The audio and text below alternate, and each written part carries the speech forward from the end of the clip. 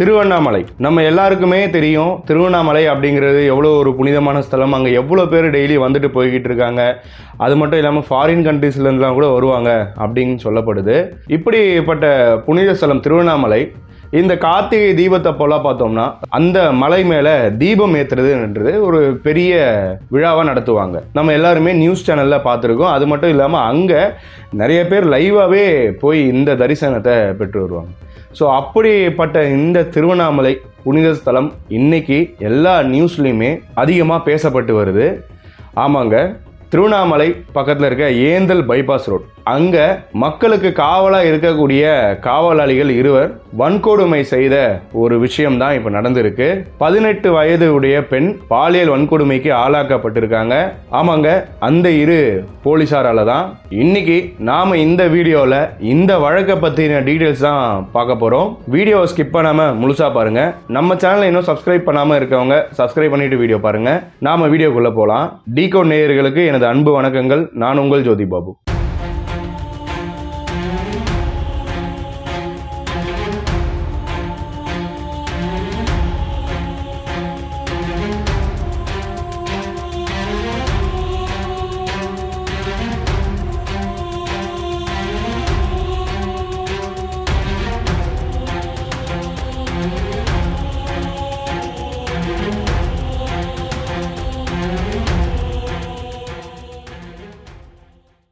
September 29, 2025 கடந்த திங்கட்கிழமை late night அது திருவண்ணாமலைக்கு காய்கறி லோடு எடுத்துகிட்டு வந்து இறக்கிட்டு மீண்டும் திருப்பி ஆந்திராவுக்கே போய்கிட்டு இருக்காங்க.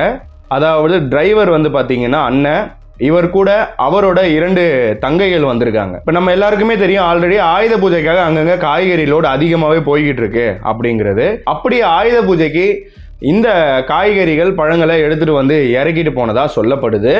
ஸோ இவங்க திருவண்ணாமலையில் எடுத்துகிட்டு வந்து இறக்கிட்டாங்க. இறக்கிட்டு பின்னர் மறுபடியும் ஆந்திராவை நோக்கி அந்த ஏந்தல் பைபாஸ் ரோட்டில் போய்கிட்டு இருக்காங்க. இவங்க ரிட்டர்ன் போய்கிட்டு இருக்கக்கூடிய டைம் 11லேருந்து 12 மணி அளவில் இருக்கும்.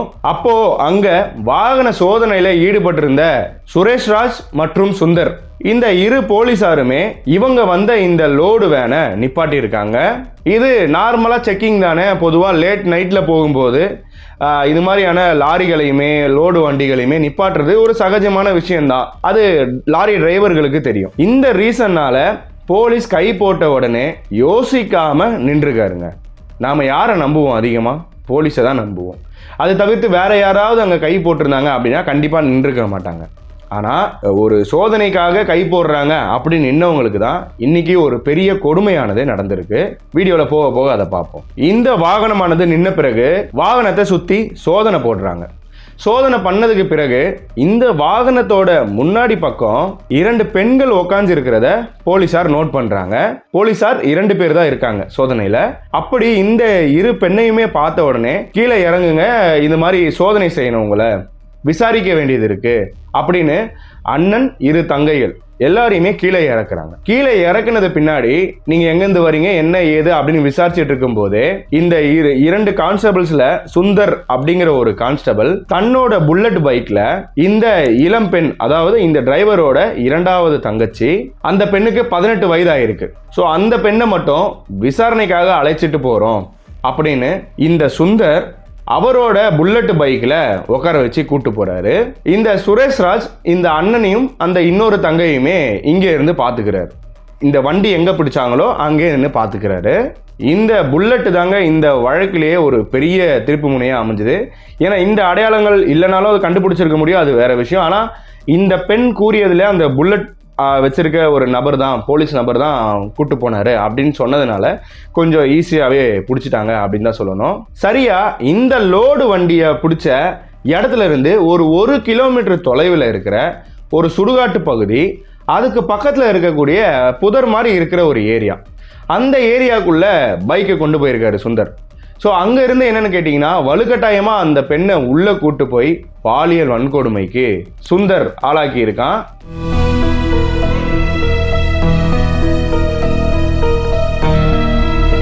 இந்த சுந்தர் இந்த பெண்ணை பாலியல் வன்கொடுமை செய்துட்டு அங்க இருக்கிற சுரேஷ் ராஜுக்குமே கால் பண்ணி அழைக்கிறாரு. இது மாதிரி நான் முடிச்சிட்டேன், அடுத்து நீ வா அப்படிங்கிற மாதிரி அழைச்சிருக்காரு. இப்போ இந்த லோடு வண்டியை பிடிச்ச இடத்துல சுரேஷ் ராஜ் தான் பார்த்துக்கிட்டு இருக்கான். ஆனால் அவனுமே இப்போ அங்கேருந்து கிளம்பி வந்துட்டான்.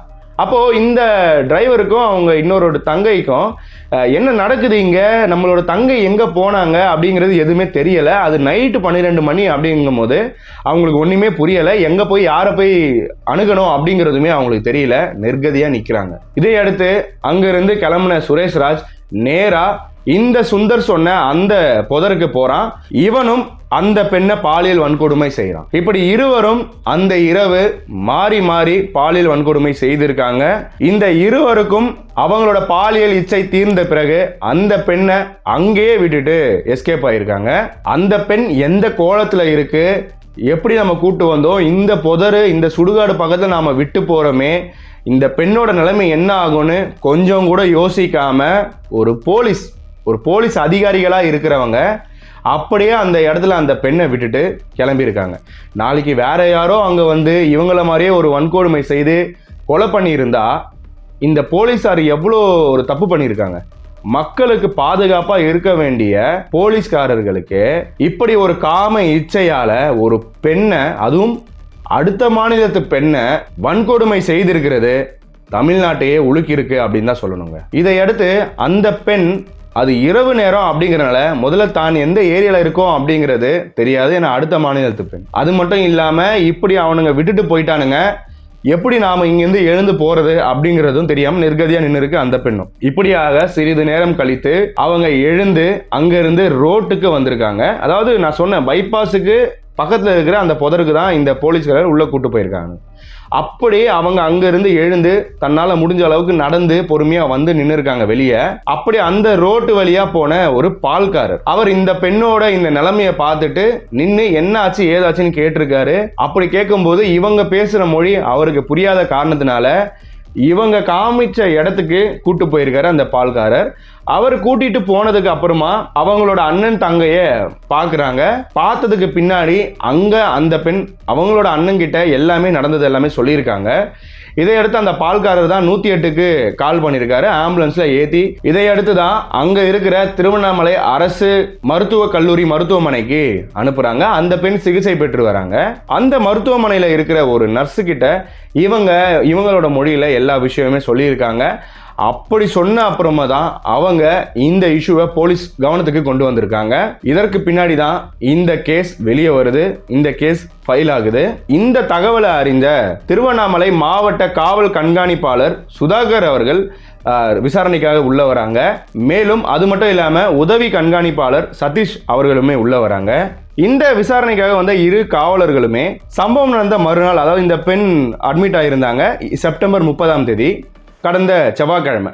அப்படி அட்மிட் ஆகியிருந்த போதே காலை 9 மணி அளவிலேயே இவங்க நேரடியாக போயிட்டாங்க மருத்துவமனைக்கு. போயிட்டு அந்த பெண்ணுக்கிட்ட இருந்து வாக்குமூலம் வாங்குறாங்க. என்ன நடந்துச்சு என்ன ஏது அப்படிங்கிறத அந்த பெண் சொல்ல வாக்குமூலமாக எடுத்துக்கிறாங்க. அப்போ அந்த பெண் ஒரு விஷயம் சொல்லியிருந்தாங்க, நான் ஆல்ரெடி சொல்லியிருந்தேன். புல்லட் வச்சிருந்தாரு, ஒருத்தர் தாடியோடு இருந்தாரு, ஒருத்தர் தாடி இல்லாமல் இருந்தாரு அப்படின்ற மாதிரி நிறைய விஷயங்கள் சொல்லியிருக்காங்க அடையாளத்திற்காக. ஸோ இந்த அடையாளங்களை வச்சும் நார்த் ஜோன்ல அன்னைக்கு யார் நைட் ரவுண்ட்ஸ்ல இருந்தாங்க அப்படிங்கிற ஒரு இன்ஃபர்மேஷனையும் எடுத்து இந்த இரு காவலர்கள் சுந்தர் சுரேஷ்ராஜ தொக்கா தூக்கிட்டாங்க. இந்த போலீஸ்காரனுங்களா இருக்கானுங்க, ஒரு அறிவு கூட இருக்காதா அப்படிங்கிறது எனக்கு தெரியல. எவ்வளோ தப்பு பண்ணாலும் ஈஸியா மாட்டுறாங்க. இப்ப இருக்க டெக்னாலஜில ஈஸியா தட்டி தூக்குறாங்க, எவ்வளோ பேர் எங்கே இருந்தாலும். இவனுங்களுக்கு இவங்களோட காம இச்சை இப்படி நம்ம மாட்டிப்போம் அப்படிங்கிற ஒரு விஷயத்தை கூட யோசிக்க விடாமல் பண்ணியிருக்கு அப்படிங்கிறதா இதில் தெரியுது. இதையடுத்து தான் இவனுங்க 2 பேரையுமே ஒரு ரகசிய இடத்துல வச்சு விசாரணை பண்ணியிருக்காங்க. விசாரணையில் இந்த பெண் சொன்னதை அவனுங்களும் ஒத்துருக்கானுங்க. இதற்கு பின்னாடி தான் நம்ம எல்லாருக்குமே தெரிஞ்ச ஒரு விஷயம் தானே, சஸ்பெண்ட். முதல்ல போலீஸ் சைட்லேருந்து சஸ்பெண்ட் தான் பண்ணாங்க. அதுக்கப்புறமா இந்த விஷயமானது நிறைய பேரால் பேசப்பட்டு வந்தது. இதையடுத்து இப்போ பணி நீக்கம் பண்ணி நீதிமன்ற காவலில் வச்சிருக்கிறதா சொல்லப்படுது. சில வழக்கறிஞர்கள் கூட நம்ம பார்க்கும்போது இவங்களுக்கு கண்டிப்பாக ஆயுள் தண்டனை கிடைக்கும், அது மட்டும் இல்லாமல் மினிமம் 10 வருஷம் தண்டனை கிடைக்கும் அப்படிங்கிற ஒரு விஷயம் சொல்லப்படுது. பணி நீக்கம் பண்ணுறது மட்டும் ஒரு பெரிய தண்டனையா அப்படின்னு கேட்டால் கண்டிப்பாக கிடையாது. என்னோட இன்னொரு சஜஷன் என்னன்னு கேட்டிங்கன்னா, நான் இதுக்கு முன்னாடி இதே மாதிரி போலீஸ்காரர்கள் செய்த தவறுகளை சொல்லும்போதே சொல்லியிருக்கேன். நிறைய நல்ல போலீஸ் இருக்காங்க, நிறைய கேஸை சூப்பராக கிராக் பண்ண போலீஸ் இருக்காங்க, நிறைய பாராட்டுகளை வாங்கின போலீஸ் இருக்காங்க.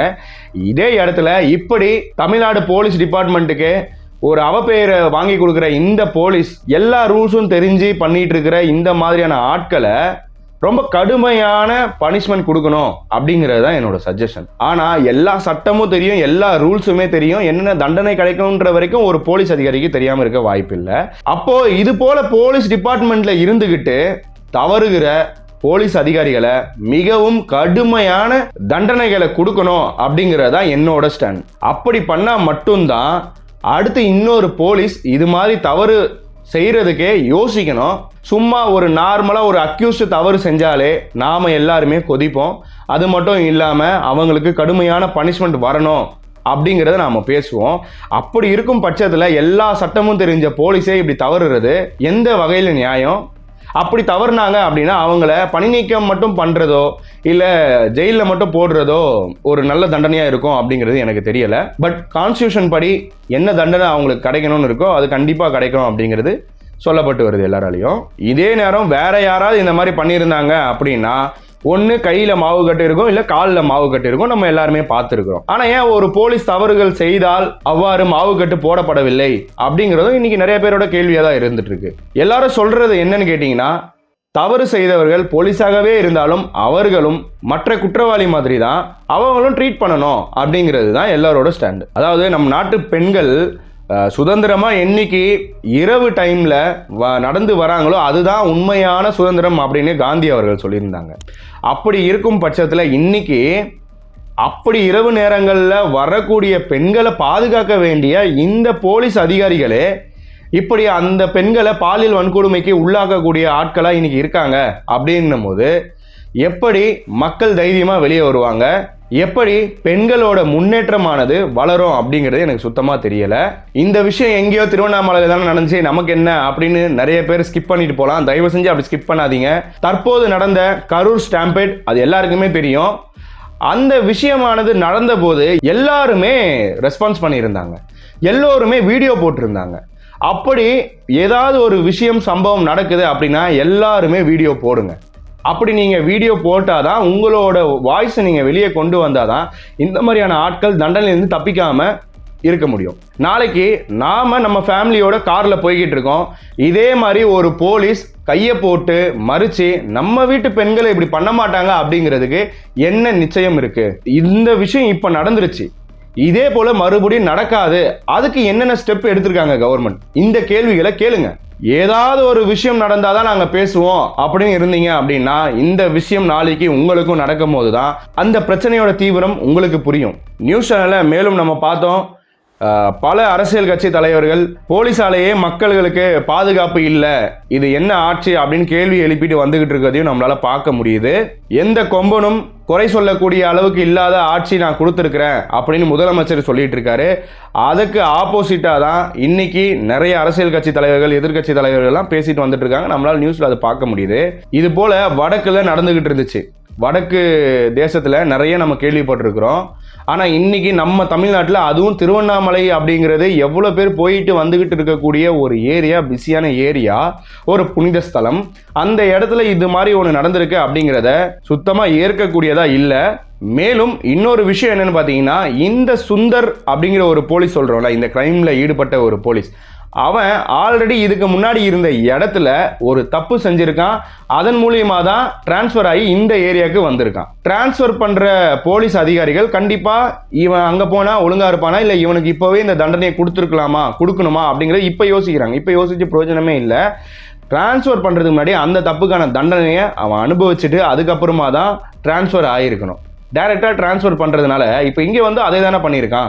அதனால அவன் ப்ரீவியஸாக பண்ணியிருந்த அந்த தப்புக்கு எந்தவித குற்ற உணர்ச்சியுமே இல்லாமல் இன்னைக்கு இந்த இடத்துக்கு டிரான்ஸ்ஃபர் ஆகி வந்து மறுபடியும் ஒரு குற்ற செயலில் ஈடுபட்டிருக்கான் அப்படிங்கிறது ரொம்பவுமே அதிர்ச்சிக்குள்ளாக்கி இருக்கு.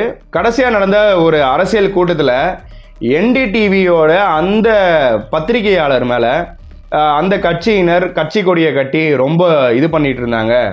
அடுத்த மாநிலத்தவர்கள் என்ன நினைப்பாங்க, அப்படிங்கிற நிறைய கொஸ்டின்ஸ் ரைஸ் பண்ணாங்க. இன்னைக்கு அவங்களாம் எங்க அப்படிங்கிறது தெரியல. இன்னைக்கு நம்ம மாநிலத்துக்குள்ள, தமிழ்நாட்டுக்குள்ள அடுத்த மாநிலத்து பெண், ஆந்திர மாநிலத்து பெண் உள்ள வந்திருக்காங்க. அவங்கள தமிழ்நாடு போலீஸ்ல இருக்கிற 2 பேர் இன்னைக்கு சீரழிச்சு அனுப்பியிருக்காங்க. அப்படின்னும் போது இன்னைக்கு நம்ம மாநிலத்தை பத்தி தப்பா எங்கேயுமே பேச மாட்டாங்களா? ஏன் இந்த கேள்வி யாருமே ரைஸ் பண்ணல? ஏன் அதிகமா யாரும் ரைஸ் பண்ணல? அப்படிங்கிறது தான் இன்னைக்கு நான் வைக்கிற ஒரு கொஸ்டின். இப்போ இந்த ஒரு விஷயம் நடந்திருக்கு. இதே போல மறுபடியும் அந்த வழியில போற யாராவது போலீஸ் கை போட்டா நிஜமாவே நிப்பாங்களா அப்படிங்கிற ஒரு கொஸ்டினும் வருதுல்ல. இது ரொம்பவுமே பெரிய ஒரு அராஜகமா இருக்கு. ஒரு போலீஸ் செக் பண்றதுக்கு நிப்பாட்டுறாங்கன்னா ஒரு மரியாதை கொடுத்து தான் நிப்பாட்டுறாங்க. அந்த இடத்துல இருக்கிற ஒரு பொண்ணை மட்டும் புல்லட்ல எப்படி கூட்டு போவாங்க? இந்த அஜித் வழக்கு நடந்ததுக்கு பின்னாடி ஆண் பெண் இருவருமே விசாரணைக்கு 6 மணிக்கு மேல ஸ்டேஷன்ல இருக்கக்கூடாது அப்படிங்கிற ஒரு சட்டமே வந்திருக்கு அப்படின்னு சொல்லப்படுது. அப்படி இருக்கும்போது ஒரு பெண்ணை ஒரு ஆண் போலீஸ் எப்படி கூட்டிட்டு போவாரு? ஒரு பெண்ணை அரெஸ்ட் பண்ணனாலே ஒரு பெண் போலீஸ் கண்டிப்பா வரணும். அப்படி இருக்கும் பட்சத்துல ஒரு ஆண் எப்படி கூட்டிட்டு போனாரு? இது போல பல சந்தேகங்கள் இருக்கு, பல அராஜகங்கள் இருக்கு இவனுங்க பண்ணதுல. இவனுங்களுக்கு ஒரு கேஸ் எல்லாம் பத்தாது, பல கேஸ் போட்டே ஆகணும். அது மட்டும் இல்லாம இவனுங்க வாழ்நாள் முழுக்க ஜெயில மட்டும்தான் இருக்கணும். அத்தனை ஆயுள் தண்டனையும் நீதிபதி கண்டிப்பா கொடுப்பாரு அப்படிங்கிறத நான் எதிர்பார்க்கிறேன். இது போல குற்ற சம்பவங்கள்ல யார் செஞ்சிருந்தாலும், எதற்காக செஞ்சிருந்தாலும், எப்படி செஞ்சிருந்தாலும் குற்றம் தான். சட்டம் எல்லாருக்குமே ஒன்று அப்படிங்கிற ஒரு நம்பிக்கையில தான் எல்லாருமே இருக்கும். கண்டிப்பா இவங்களுக்கும் மற்ற குற்றவாளிகளுக்கு அளிக்கப்படுறதை விட கடுமையான தண்டனைகளை கொடுப்பாங்க அப்படிங்கிறத நம்புவோம். தண்டனை கடுமை ஆனா மட்டும்தான் இது போல குற்றங்கள் போலீஸ் அதிகாரிகளே செய்யறத ஸ்டாப் பண்ணுவாங்க. தமிழ்நாட்டுக்கு நல்ல பேர் வாங்கி கொடுத்துட்டு இருக்க பல போலீஸ் அதிகாரிகள் இருக்கும் இந்த நாட்டிலையும் இது போல மாநிலத்துக்கே கெட்ட பேர் வாங்கி கொடுக்கிற சில அயோக்கிய போலீஸ்களும் இருக்கதா செய்கிறாங்க. இப்போ இவனுங்க 2 பேருக்குமே கொடுக்குற இந்த தண்டனையால் அடுத்து எந்த ஒரு போலீஸ் அதிகாரிகளும் இப்படி செய்யறதுக்கு பயப்படணும். அந்த மாதிரி ஒரு தண்டனை கொடுப்பாங்க அப்படிங்கிறத நம்புவோம். இது போல் எந்தவித வழக்கும் வராது அப்படிங்கிறத நாம் எதிர்பார்க்கலாம். நம்ம சேனலை இன்னும் சப்ஸ்கிரைப் பண்ணாதவங்க சப்ஸ்கிரைப் பண்ணிக்கோங்க. மேலும் அந்த பெல் ஐக்கானையும் கிளிக் பண்ணிக்கோங்க. அப்போ தான் நாம் போடுற அப்டேட் உங்களுக்கு உடனே வரும். இப்படி ஒரு வழக்கு நடந்துட்டு இருக்கு அப்படிங்கிறதே உங்கள் ஃப்ரெண்ட்ஸ் யாருக்குமே தெரியல அப்படின்னா கண்டிப்பாக அவங்களுக்குமே ஷேர் பண்ணுங்கள். என்னென்னு கேட்டிங்கன்னா இந்த கரூர் விஷயத்தை தான் நம்ம எல்லாருமே அதிகமாக பேசிக்கிட்டு இருக்கோம். அந்த ரீசனால தான் இப்படியான வழக்குகள்லாம் நடந்திருக்கு அப்படிங்கிறதே யாருமே கவனிக்கலை. இருந்தாலும் இப்போ எல்லாருமே பேச ஆரம்பிச்சிட்டாங்க. கண்டிப்பாக கடுமையான தண்டனைகள் கிடைக்கும் அப்படிங்கிறத நம்புவோம். மேலும் இந்த வழக்கை பற்றின உங்களோட கருத்துக்களை கமெண்ட்ஸாக போடுங்க. நான் கண்டிப்பாக எல்லாரோட கமெண்ட்ஸை படிக்கிறேன். இப்படி போலீஸார் செய்கிற குற்றங்களுக்கு என்ன மாதிரியான தண்டனைகள் கொடுத்தா நல்லா இருக்கும், இந்த குற்றங்கள் குறையும் அப்படிங்கிறத உங்களோட கருத்தாக கமெண்ட்ஸில் போடுங்க. நான் கண்டிப்பாக படிக்கிறேன். மேலும் பல வழக்குகளை பார்க்க இருக்கோம். தொடர்ந்து இணைந்திருங்கள். நான் உங்கள் ஜோதி பாபு. நன்றி.